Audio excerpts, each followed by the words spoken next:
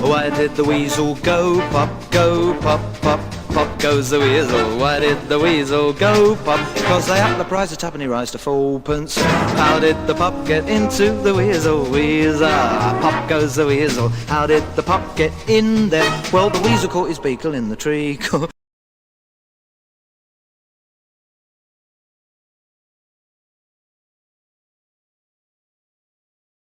I had never thought about looking at my father or anything, and what I thought was that my grandmother, she kind of looked like Schultz from Hogan's Heroes. Yeah. We ran the guy out. Yeah.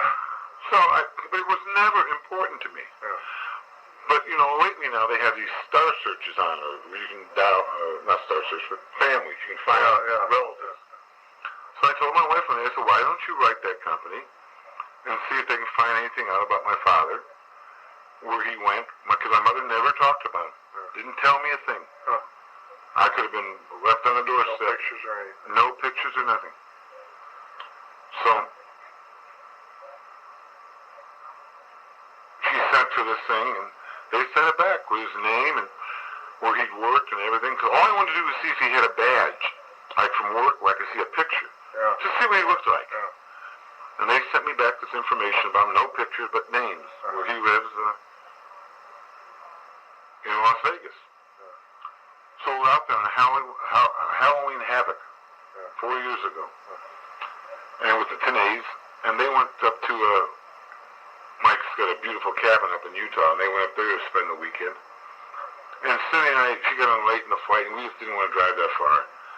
So next thing we get up, I said, let's go look at this address, and we'll see who lives there. Yeah. They're Heenans, but there's like 3 or 4 names there. So we drive up, and it's on the other side of the strip in Vegas, and it's a nice neighborhood, across from a high school. I said, we'll just sit here in the car and watch to see who comes in or out. I said, if there's a kid on the porch playing a banjo, we're getting out of here. So I waited, 2 minutes. It was going to be there hours, but I couldn't wait. So I said, we'll drive up to the door, I'll park the car in the driveway, and you knock on the door and tell whoever answers that you were lost. And we're trying to find Farnham Street. Because we used to be able to say in Farnham and Durham.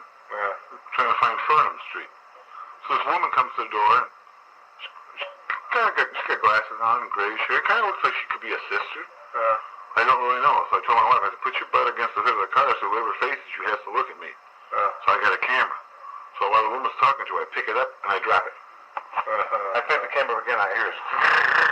I can't figure it out. I throw the thing down. Hey, we don't know. She's trying to help her with the street. She goes in the house. Her husband comes out. He looks like me. And he walks by and he looks at me and he turns his head and looks back for just a blink of a second. And goes in the garage and comes out with street maps. And they got it across the hood of the car and they're trying to find this for Cindy. And I'm thinking to myself, when she gets back in the car, we wish we could help you. Well, thank you very much. Boy, I wish there was more we could do. They get back in the car, and I said, boy, these seem like nice people. I said, I'm going to go in. She says, let's go to Denny's first, have breakfast. I said, I'm this close after 53 years. I'm going to go choke on a bone now at Denny's? Get hit by a car? She said, I'll be right behind you. So I got in the car, and she went right behind me. So I knocked on the door. The woman came to the door. I said, excuse me, may I see you and your husband, please? She kind of stared at me for a moment. She said, Jim. And Jim comes walking out. He's got a Notre Dame t-shirt on and the Notre Dame game that just started. He said, yes.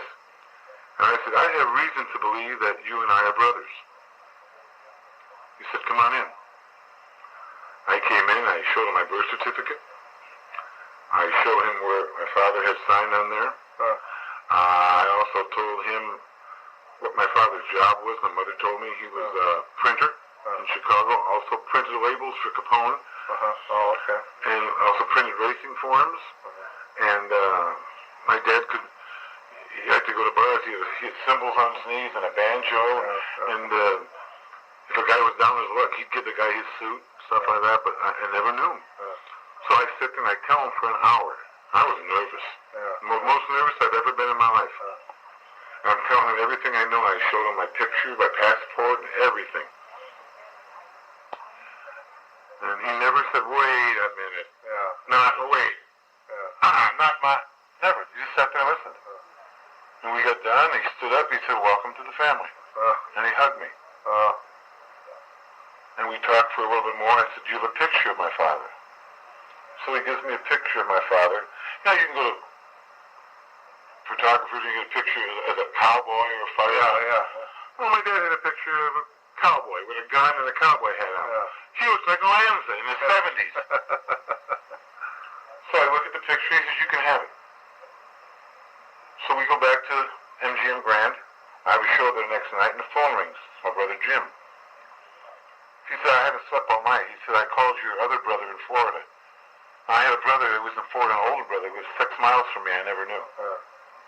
Drove by all the time to the beach. He's 10 years older than me. He's from Chicago, like they all are. He's retired from, he was in some kind of transportation business. My brother Jim is a security cop in Vegas at the Hilton. You have to put Hilton under it, people go find him. But he was security on Air Force One for Johnson and Nixon. He was in the Air Force. And my younger brother is a priest. And your brother's name is? Bob. Oh, yeah, that's right, Bob. Yeah. And all the kids ask him at school about, where's your brother? He said, well, you have to pay me. Yeah. So he makes it a little hard on. Like, do your homework, give this. But he's an educator now. He's not a priest any longer. He's an educator. And they turned out to be one of the best things I ever did was go in. Now I got 3 brothers. I had a sister when he lived a couple hours. I hear he died. My father is deceased now, gone. When did he die? 92. And I used to wrestle at the Showboat in Vegas. And they live a mile or so from the Showboat. My name was on the marquee. I said, did any of you ever put this together? And they said, well, people would ask us, are you related to this guy on TV, Bobby Heenan? They said, no. They just didn't watch wrestling. Some people ask you if they ever. Some people just never watch wrestling. But now my older brother's wearing a T-shirt and challenging people around town. and now I've got nieces and nephews and aunts and uncles, and I'm a godparent to one of my niece's children. I've got about 80 more people. So my wife said, isn't this great? I said, yeah, it's a ball. An hour ago, we were on our way to Denny's. Now I got to buy 85 Christmas gifts.